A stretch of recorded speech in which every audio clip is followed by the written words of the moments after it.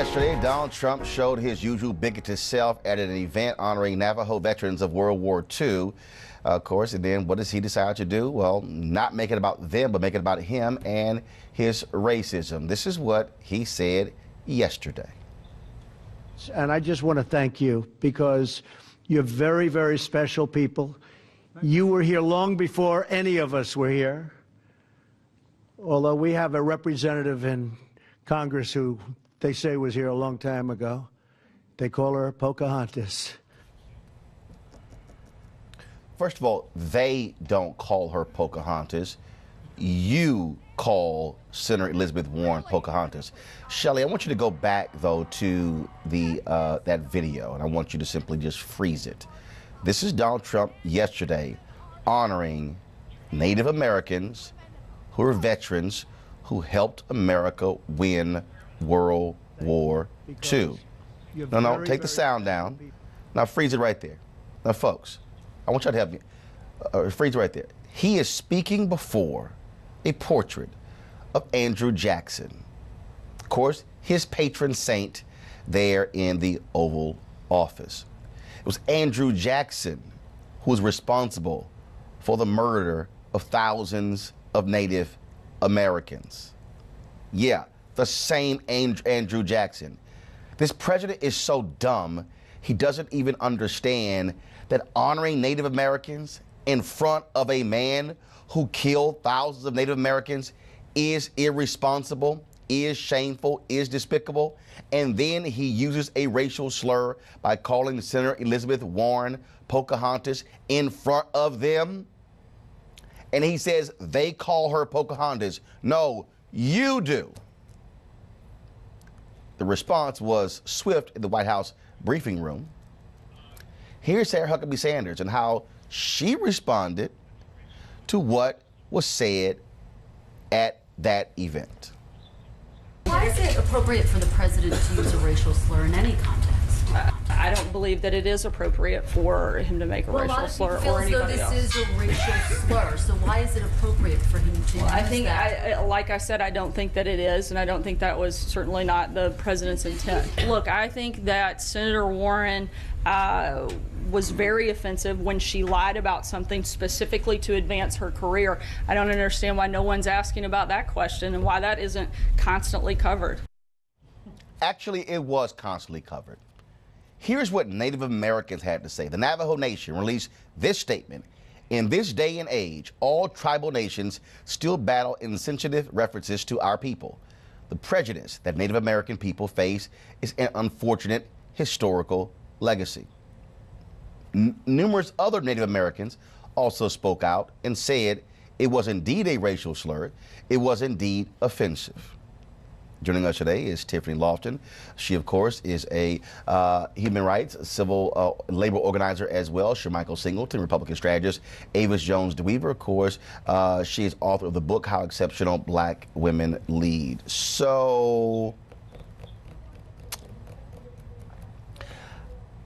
I guess I'm bothered when a white woman decides to tell Native Americans or anybody else what's offensive and what's a racial slur, when they're pretty clear it's a racial slur.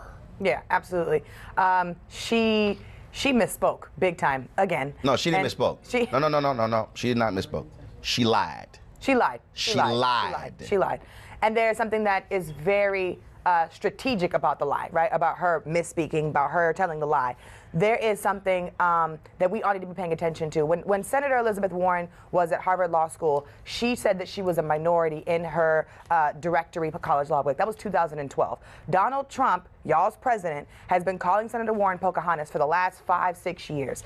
That in and of itself is wrong. What you're not supposed to do at a ceremonial event for Native Americans who won the war by using their native tongue, there were over 400 of them, is then you play party politics politics and go into talking about Senator Warren. Now, yes, she lied at Harvard, and she never said that she was Native American. She said that she had Native American and Indian heritage, that some of her ancestors were Native American. But it's clear that he needs to do something else. He is no longer allowed and should no longer be permitted to host ceremonial events to honor our people because he does not know how to do it, and he can't hold himself in 5 minutes. He messed up in 5 minutes. Here's the real deal, Michael. This is, first of all, he's uncouth.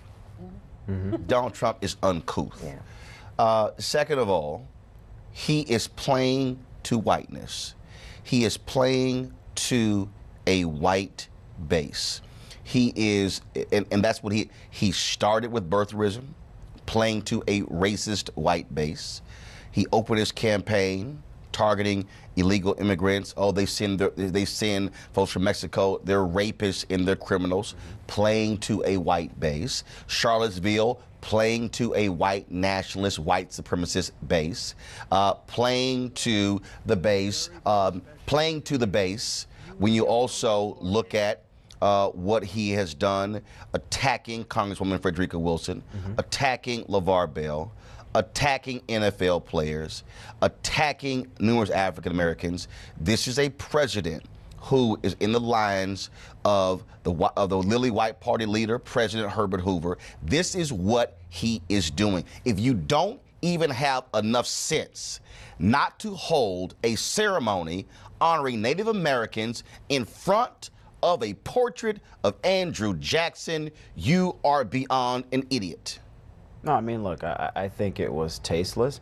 I mean, I think once again it shows that the president does not have the type of discernment that we require of a person who's the top leader in the country. And I think the people in the White House should have had enough judgment to say, okay, if we are going to do this, to your point, we probably should not do this in front of Andrew Jackson, who was responsible for the Trail of Tears, which, to your point earlier, killed thousands of Native Americans. And I honestly feel really sorry for Huckabee, because every day she goes and she tries to explain and defend the indefensible. And that's just something that I don't think any rational or honest person with some level of integrity could do. See, I don't feel sorry for her, because she is making a decision to do. Oh, no, I agree with that. I'm not saying I feel sorry in the sense like, oh my God, poor woman. No, I feel sorry for in the point that, oh my God, this woman knows what she's doing, yet she continues to make every effort every day to defend this. When most people would say, okay, you know what? Yeah, this is a great job, great position, but I'm just not going to defend what most people would say you just cannot defend.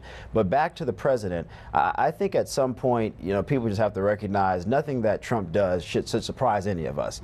It should not surprise us. We've been saying for the past, this guy's been president for 10 months. Usually people grow into the presidency. I have no expectation whatsoever as a Republican that Donald Trump will grow into this presidency. And what I do hope is that whatever damage he continues to do to the office, that we try the best we can to minimize it. But see, we think that there's nothing that's wrong, Roland, and his supporters are still supporting him. Oh, his supporters still think that this is okay. That's the problem. Not only okay, Avis, no, they endorse this. Right. They love it. Continually. They rally around it. And his conservative media base also drives this narrative. Let's just be very real. There are millions of racist people in this country. Okay, let's just be honest about that. And that's who he's shucking and jiving for. That's who he's playing to. We remember what his rallies look like. They look like Klan rallies. That's exactly what he's doing here. And as far as Sarah Huckabee, you know, I heard someone describe her and him as ignorant. There's a difference between ignorance and evil. They know exactly what they're doing. This is plotted, this is planned. They are playing to the worst and ugliest and nastiest and most evil base of this country, and they're doing it because that represents inside exactly who they are. But he really thought that it was appropriate and funny to do that at that point in time. And none of his staff members stopped him or advised him. But here's how quiet it was in that room. No one applauded, because people were probably wondering, is this guy serious? They were offended. But here's the other deal. This is somebody who wants to trash and attack Senator Warren. His own, he has lied about his own background. He lies every day. No. Follow me here. Follow me here. His family from Germany.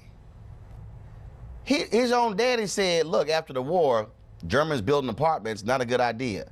They claimed they were Swedish. He went along with the lie. He promoted the lie. Who the hell are you to try to chastise somebody else for misrepresenting their background when you have openly lied about your very own background? What we have here is a president who pushes these racist buttons, who is pushing them. He knows exactly what he's doing. And what I need people to understand is, hashtag we tried to tell you. This is real. This is not going anywhere. Right. And folks had better understand that this is all by design, and we're seeing it even in Alabama. Right. But We're seeing it where Roy Moore is making race-based appeals, where last night, Roy Moore actually said, he came out of hiding and said, we should talk about the issues. But all he focused on was blasting the Washington Post, and then talked about transgenders in the military. Yeah, I saw that. Not about what Doug Jones has been hitting me on. How can this man talk about education when Alabama is 49th in the country when it comes to education? No, because even Roy Moore is appealing to base whiteness. That's what's going on there. So the question is, even in that state, what will happen when it comes to black voters? What will happen when it comes to educated white voters in Alabama? What will take place? Joining us right now is State Senator Hank Sanders from Alabama. Senator Sanders, we're looking at what took place with Donald Trump yesterday with Native Americans in the White House. We see the race base, and he tries to frame it as, oh, this Christian appeal, if you will.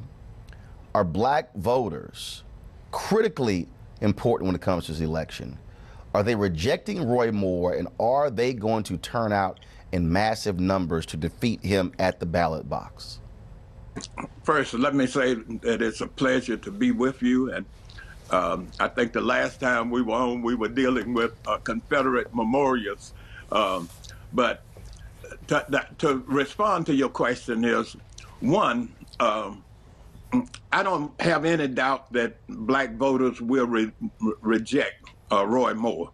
I do have some doubt about how much black voters will turn out.